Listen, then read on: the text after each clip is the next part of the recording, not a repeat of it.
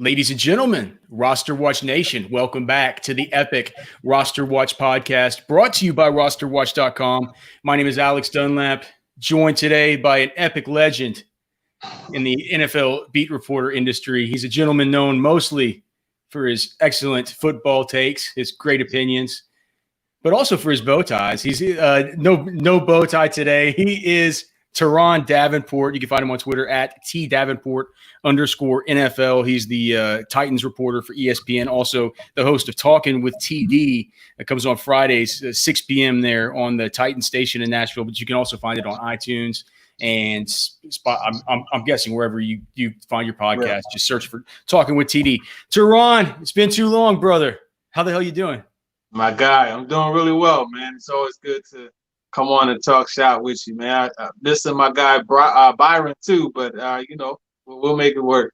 Well, we're probably not gonna. We were just talking before we came on. We're probably not gonna be able to see you at camp this year because I think the fans would like to know. I mean, are you allowed to talk a little bit about how it's going to be for media members and what fans can expect as far as coverage this year, just kind of in a general sense during training camp? Yeah, I could get into it a little bit. Basically, it's going to be split into tiers for media groups. It's primarily going to be local media. You have national guys and girls be able to swoop in and get some coverage, but definitely don't expect any live tweeting. It's different. And, for someone like me, I hate that because that's one of the things I know you guys, the fans, and you guys, the analysts like to see are those live tweets, but it's not going to happen this year. But we are able to do camp reports. I'll definitely have some things after practice, just like 5 things that stood out, those type of things. But, no access to the locker room or anything like that. It's going to depend on what team you're with as far as being able to have that one-on-one, not one-on-one, but the in-person with the head coach. That's going to vary from team to team. But it's going to be a lot different. But I will say this. We're doing everything that we can to make sure we still bring that coverage, and I intend to fully bring the ruckus regardless. You know what I mean? Oh yeah, well, no, I mean we all know you're going to bring the ruckus, but I just saw on the on the PF, I forgot it was the PFWA release or one of these, and I know that you guys on your beats have probably just all been briefed separately from what the the overall NFL guidelines are. But is it true that you can't even say like stuff about different formations? Yeah. You're not even able to say like who's lining up to the nickel corner or something, or is that allowed? Like how does that jive with like what you do? And that seems new. As of right now, you are limited as far as what you can say from a formation standpoint, from a substitution or rotational standpoint. Now that could change as we get further into the process, but right now you kind of think it will. You have to think it will. I think it's going to actually vary by team, though, because like if you take my experience, when I was in Baltimore, you could not do any of that kind of stuff. But in Philly, as well as here in Nashville, it's a bit different. It's a lot more open. So I think the teams that really are worried about that are going to continue to enforce it like they did pre-pandemic. But the teams that were more lenient, I think, will be exactly that, more lenient. It makes perfect sense you mentioned Baltimore because they were I think we've been now to every camp through all of our training camp tours we've done over the last 5 years. Baltimore was the last one to give in to let a fantasy football outfit in there. And that was just last year. Yeah, they just said we can't let you in as fantasy. We're like every other team has let us in at this point, but now multiple times. Baltimore finally gave up the ghost this year and let Byron in there so he could. I think they were interested in showing off what Lamar Jackson was about to do. Is what the deal was. Speaking of that, man, the Tennessee Titans, the team that you cover, the team that I believe took Lamar Jackson and the Ravens out last year against everybody's better suspicions. On a huge run. I want to talk to you about a lot of Titans subjects, so I'll fire through and you can go into whatever detail you want. My first one, and this is what I want you to ask about the most. It's about Derrick Henry's contract. And are you happy with the fact that they gave him the contract? Or I guess not happy. Do you approve of the contract? Do you think it was the right decision? And if so, do you think we'll look back on this and say it was better that the Titans did this with Derrick Henry than what we've seen with the Cowboys do with Zeke, which has really hamstrung their negotiations with some of their other big name players. They weren't able to keep Byron Jones. There's a constant issue going on now with Dak Prescott. Todd Gurley, they pay him big, and he's gone the next year. The Cardinals pay David Johnson. He's gone a year or two later. A lot of people would call those kinds of contracts cautionary tales. Do you see the Derrick Henry situation being different? I definitely see it being different, to be honest with you. And the deal that they were able to get actually put the Titans in a better position to improve the roster this year, whereas it opened up another $4 million in cap space. And what they could do now is go out and get Jadeveon Clowney. And if they do that, fantasy folks, I think you might want to get the Titans defense on your roster. But for sure, when you look at the deal, I mean, $25.5 million guaranteed for a guy who has only missed 2 games in his career. We're talking 4 years, right? So I think it's a great deal. And especially when you look at the Titans, that offense revolves around the rushing game. Ryan Tannehill, everybody points to Ryan Tannehill, and he played outstanding. Don't get it twisted. But that 70% completion percentage that he had went up to 76% on play action. Now, you will have some analytics guys say that play action is going to be effective regardless. I beg to differ, especially after talking to people who have actually been in that situation where they had to read run first. Right. You're going to read it a lot more when a guy is rushing for 5 yards a pop at 303 carries. So he's a big part of that offense. And I think it's a great deal. David Johnson, that situation, you had a coaching change. People bring up Le'Veon Bell. Well, he signed with a team that had a head coach that didn't even want to feature him. And general manager had to complete discord with the head coach. Yeah. And if you look at Todd Gurley, obviously the knee had a lot to do with that. Now, Ezekiel Elliott, I think that was a good deal for the Cowboys myself. But at the same time, getting it back to Derrick Henry, it's a deal that was great for them. I mean, when you compare it to some of the other deals that running backs have signed, and especially for a guy coming off and leading the league in rushing, 69% of the offense he accounted for in the playoff leading up to the AFC Championship. Do you know what, Turron? I'd like to ask, and I'm not even sure that this stat's correct, but I saw it from Rich Rebar, who is a analyst for Warren Sharp's website, Sharp Football Analysis. And he said, I couldn't believe this. He said that last year, whenever Ryan Tannehill was the quarterback for the Tennessee Titans, they were only leading on 27% of his snaps. And I thought, and that was the lowest rate in the league from what he had said among winning teams. And clearly Tennessee wasn't just a winning team. They were a team that went deep into the playoffs. Yeah. But to me, it would seem like it would be the opposite, because they were so committed to the run. They never lost a commitment to the run. And so it goes to show, even if that's true, and I haven't stat checked it, but I do generally respect what Rebar and what Warren Sharp put out. If they were really down 73% of the time and they still kept feeding Derrick Henry, imagine what's going to happen when variance bounces back, the other way, and they're in the lead more often, because that kind of has to be what's going to happen. I do believe that Derrick Henry, if we're just talking from a fantasy perspective, I'd be interested to hear your thoughts, but he seems like one of the safer options, because the team just has shown us over and over, at least over the course of this last year, and then just via their actions, via basically giving them a contract that in guaranteed money. What is it? It's basically two franchise tags. It's 25.5. That's what it is. Yes. Yeah. So I mean, they're committed to him. Derrick Henry just feels safe as can be. My questions to you: Do you agree with that? Do you see any drop off with the offensive line now that Conklin is gone, and how that's going to work things out? And then thirdly, I keep asking about this. I keep bugging you. I text you in the middle of the night sometimes. Are they going to let him try and catch the football any more than he has been? Yeah, I'll start with that one.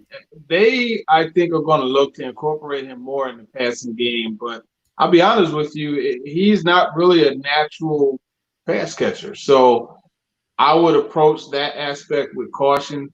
but I think they'll find ways to get him involved. He's especially good in the screen game. So that in itself will be something that they'll use. As far as the offense itself, though, you have to give Ryan Tannehill credit. He brought balance to the offense, and that's really when they went to the next level. But, being able to play from behind and still run the football is something that's unique, and it's something that they do. There were times where they were down by 9 points or more, and they continued to run the football.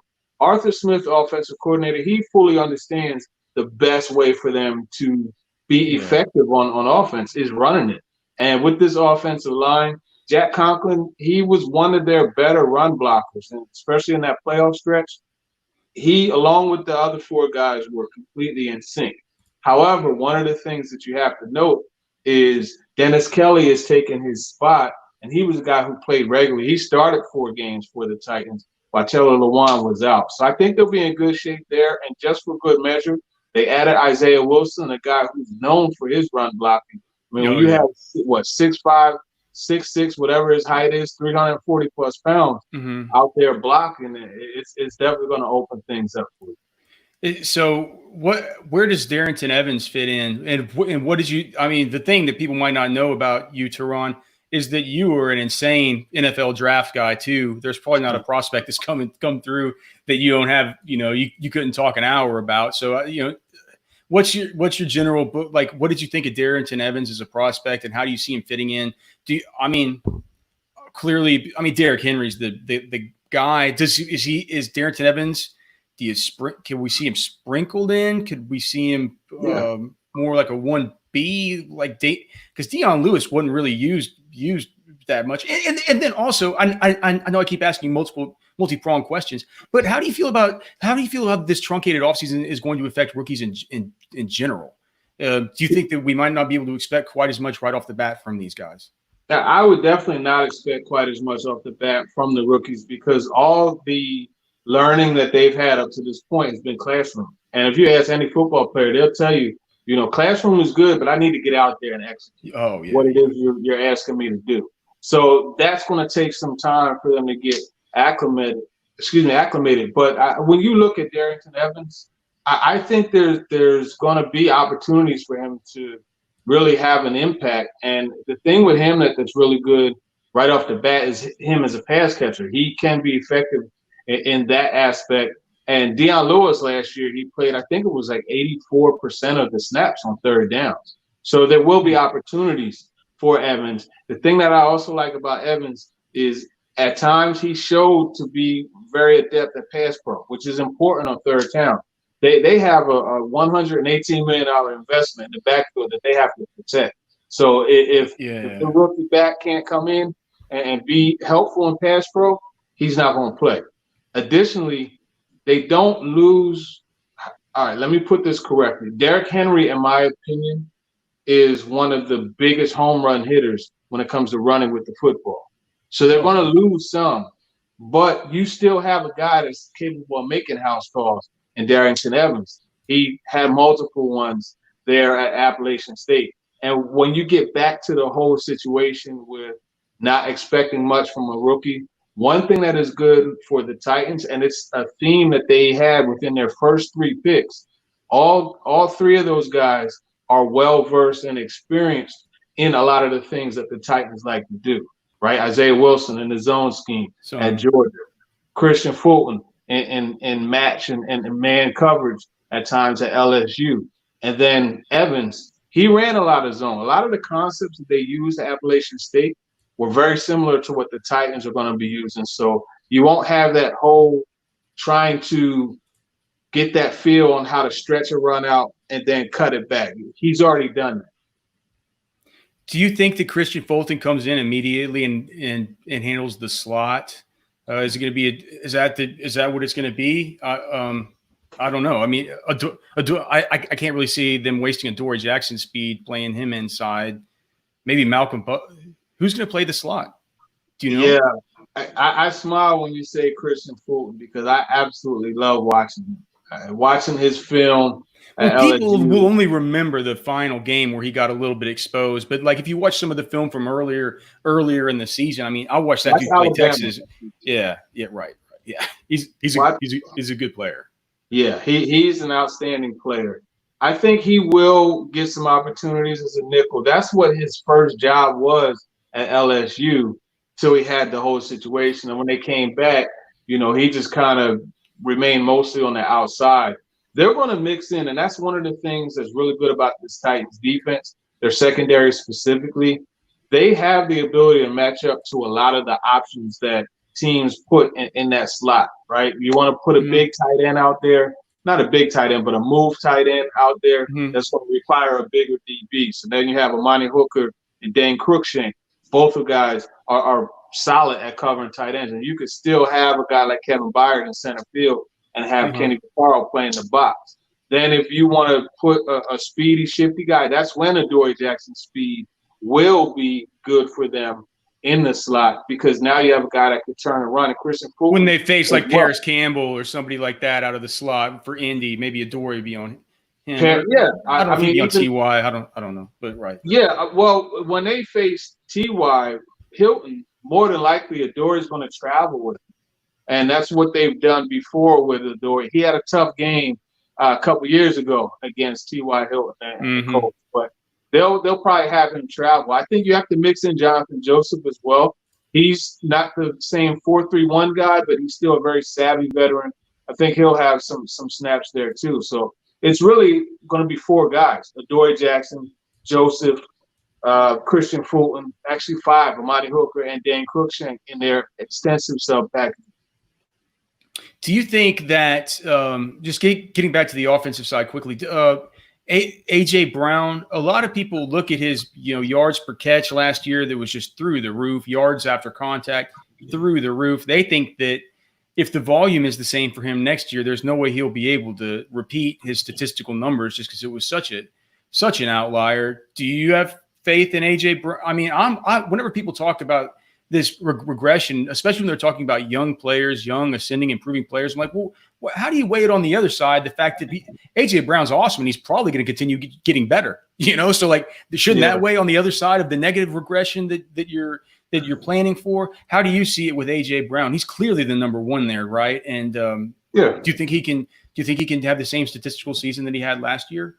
He's the number one, and I can see him having the same statistical season, with the exception of yards per catch and yards after catch. I think he'll be similar, but 8.8 yards after contact is like that's crazy, average. Right? How did he do that? It was crazy. Well, if you watch him play, it's just that mix of size, speed, and agility, athleticism. It really shows. You look at the Raiders game.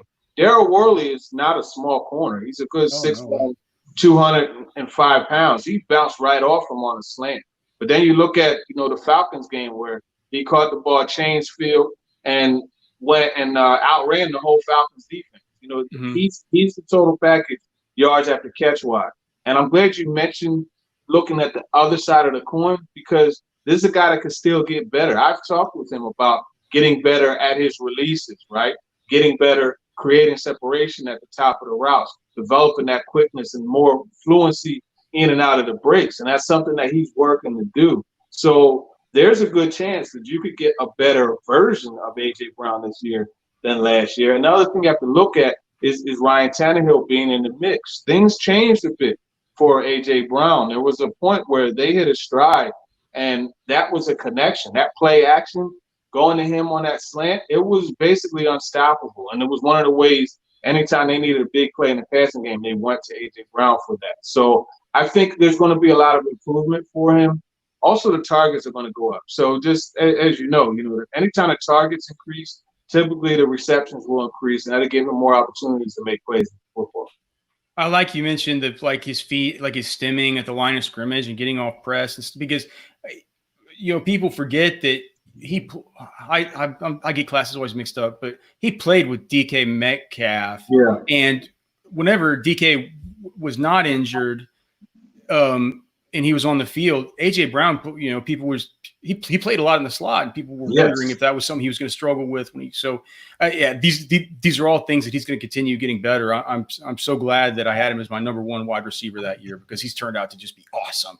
A guy who a lot of people had as their top wide receiver in his year, who's been a spectacular failure so far, has been Corey Davis. Does Corey Davis still have a chance?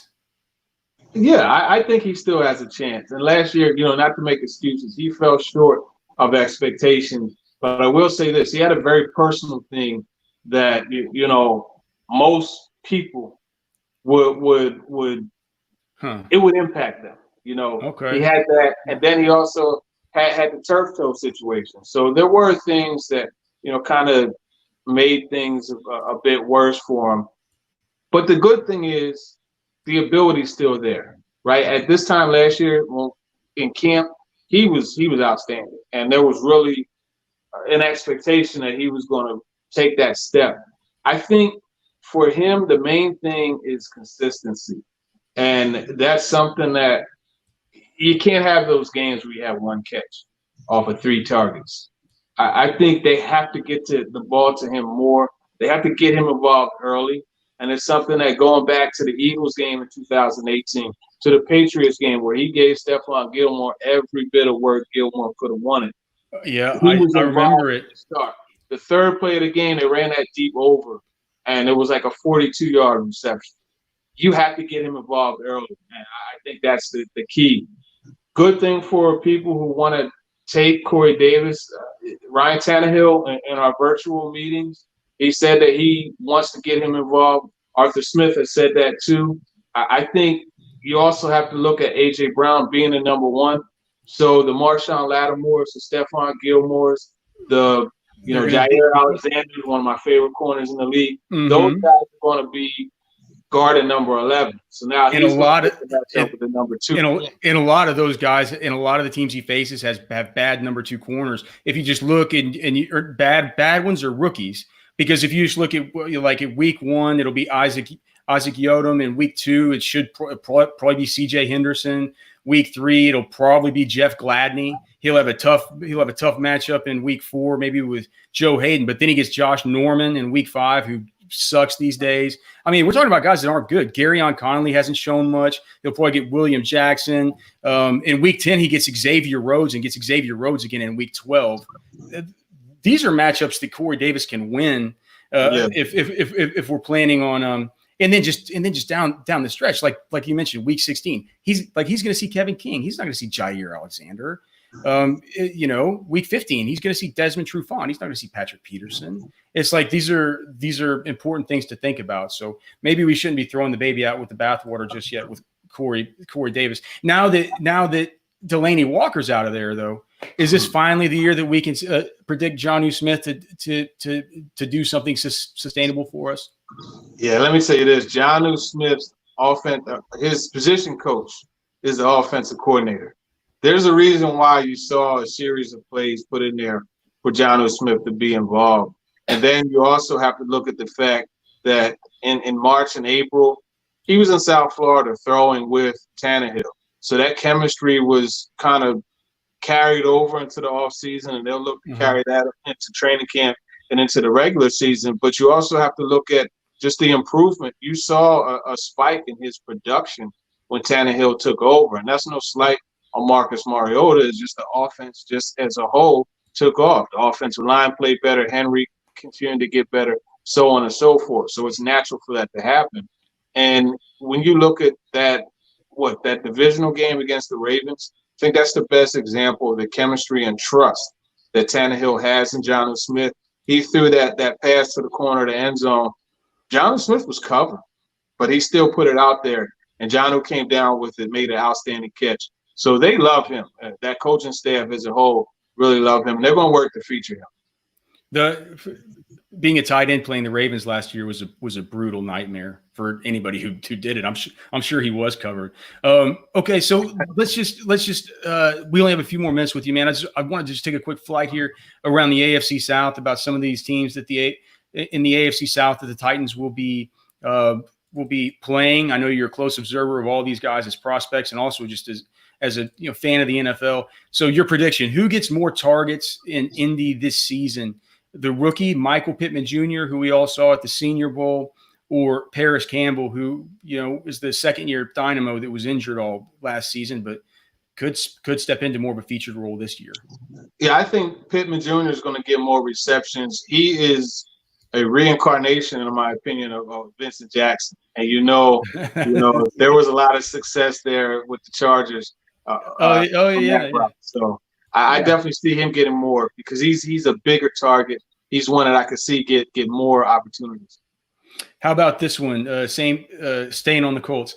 Jonathan Taylor, they draft Jonathan Taylor. What did you think of Taylor coming out? And do you think he's going to take Marlon Mack's job? And if so, how long is it going to take? Yeah, Taylor's a tractor, man. He's someone that I think they're going to give him a lot of carries. To be that big, he has a lot of explosiveness. It's only a matter of time. I would say probably by week 4, he'll take over from Marlon Mack. And remember, Marlon Mack is going to be a free agent after the season. So they're going to phase him out of that offense to get Taylor in and be a future cog in that offense. Future cog in the offense. Leonard Fournette's looking like he's not going to be a cog in the offense for too much longer with Jacksonville, but he is back for this year. He's got to score more than 3 touchdowns this season, right? Like we're expecting a bounce back as far as that's concerned. Yeah, I think he'll score more than 3 touchdowns. They're going to go run heavy like they did before, and I could see him scoring 3 touchdowns, more than that for sure. So if we stay in Jacksonville, what about Laviska Shenault? What did you think of him as a prospect? And then do you think that he's somebody who they will be able to integrate in year 1? If so, is it just going to be too gadgety or maybe too weird to be something that maybe fantasy players should be dipping their toes in just yet? In my opinion, they're going to have to be gadgety with him because I'm not confident at him at the line of scrimmage. I think you're going to have to find ways. And when you have a guy who has such a complete skill set, you do want to move him around. I'm not saying he's as effective as Percy Harvin, but you want to use him in that type of role to try to get that type of maximize his versatility. A lot of people have the kind of Cordero Patterson comparison. That was our comp, and I've heard it from a bunch of other people too. That sort of seems like what you're describing a little bit. Exactly. All right, so now to the Texans. I'll get a couple of Texans questions here. One final question. I'll get you out of here. I know how busy you are this time of year. Bill O'Brien, he traded away DeAndre Hopkins in part for a deal that got him. They got David Johnson. I mean, we don't need to relitigate that trade. I see you kind of shaking your head, but doesn't this mean that Bill O'Brien's going to have to try and he's going to have to feature David Johnson, right? Yeah, he's going to feature him, and rightfully so. We can't forget David Johnson is a guy that was a receiver when he first got to college. So there are opportunities for him to catch the football. But when you trade away Hopkins, you take away Deshaun Watson's biggest and most trusted target. There's so many times where plays broke down, and they were on the same page where you saw Hopkins slam on the brakes, reverse field, and Watson did the same thing, and they connected for big games. It's called going off script, and they were the best at doing that. If you were to pick one Texans wide receiver, and I know you're an NFL guy much more than you are a fantasy guy, but let's just say you were playing in a fantasy league, and let's say Will Fuller came with a price tag that was he's medium priced, right? He's not super expensive to get, but medium priced. Brandon Cooks is kind of low priced, and Randall Cobb is extremely low priced. If you don't mind taking those prices into consideration, kind of a medium priced option, one low priced option, and one very, very low priced option. Is there one of those that would seem to make the most sense to you if you were trying to put together a fantasy team? I would take Kenny Stills before all 3 of them, just because of the availability. because he's free. Because all those other guys are low price, medium price. Like Stills is free. Right. Okay. Yeah. But see, the thing is, Will Fuller, he's like a Lamborghini, right? When it's working right, it drives perfectly. But it requires a lot of maintenance. And, he always has those soft tissue injuries, hamstring, whatever. So I would probably stay away from him unless it was towards the end of my draft. Brandon Cooks, you have the concussion issue. If I had to pick between those 3 guys, it would probably be Randall Cobb. just from the consistency standpoint, especially if it's a PPR type league, I would go with Randall Cobb. All right. And then, Turron, I'll get you out of here on this one. Again, Turron Davenport. Find him on Twitter at @TDavenport_NFL. You can find all of his content over there on ESPN.com. He's a big star these days, man. I can't believe it, dude. We came up together since we were feels like we were kids when we first met. Now I turn on ESPN and see Turron. But anyway, I'm sure you're already following him. But if not, please mobilize Unite. Go give him a go give him a follow on Twitter. All right, Turron. One skill player, quarterback, running back, wide receiver, tight end that you loved at any point during any of the previous draft processes. That 2020 is the year. 2020 is the year that we're going to see him break out. Yeah, I'll go more recent, and I'm going to go with last year a rookie, and that's Dwayne Haskins, and I think he's going to break out. There is so much talk about him not being a good quarterback, but he actually, in my opinion, after Kyler Murray, is the best quarterback in that group. So I'm going with Haskins. He's finally in a situation where the team wants him. He has the coach behind him. He's not set up to fail like he was last year. And many people don't realize how much that confidence, having that confidence of your coaching staff in you, how much that has to do with your being an excellent player. So I'm going with Haskins. Just an absolute fire-breathing